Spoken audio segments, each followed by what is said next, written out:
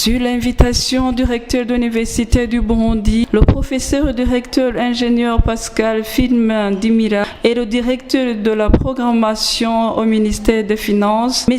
Denis Ndagijimana, ont animé en date du 16 juin 2022 au CELAB une séance d'information et d'échange avec les hauts cadres administratifs de l'Université du Burundi sur la philosophie, les concepts de base et le contenu des budgets programmés en cours d'implantation au Burundi dès l'exercice 2022-2023. Le directeur nous explique en quoi consiste cette réforme de planification budgétaire. Nous venons d'effectuer une visite professionnelle ici à l'Université du Burundi.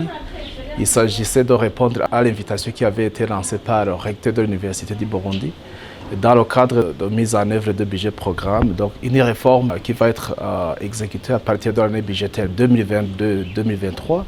Et comme vous le savez, il s'agit de la budgétisation en mode programme. Alors, les autres ministères ont déjà commencé et donc tous les ministères, on est dans le processus. On est actuellement à l'étape des structures rattachées aux différents ministères, d'où cette visite s'inscrit dans ce cadre-là. Alors, l'Université du Burundi est parmi les premières structures rattachées au ministère qui viennent de bénéficier de cette formation.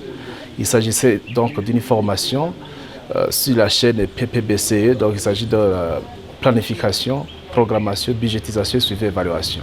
Donc, c'est-à-dire que le cheminement est de partir du niveau stratégique, donc c'est-à-dire au niveau de la planification. Et après la planification, on doit aller vers la programmation. C'est-à-dire qu'au niveau de la programmation, ce sont les structures qui doivent opérationnaliser ce qui a été édicté au niveau stratégique. Alors, après le moment de scinder ce qui est stratégique en mode opérationnel, c'est-à-dire qu'on doit procéder au niveau de la budgétisation. C'est alors à cette étape-là qu'on doit alors, depuis l'exercice budgétaire 2022-2023, quitter le mode de budgétisation par moyen pour migrer vers le budget résultat ou vers budget programme. Il nous présente également la différence entre le budget moyen et la nouvelle réforme du budget programme, ainsi que son impact dans le développement économique du pays.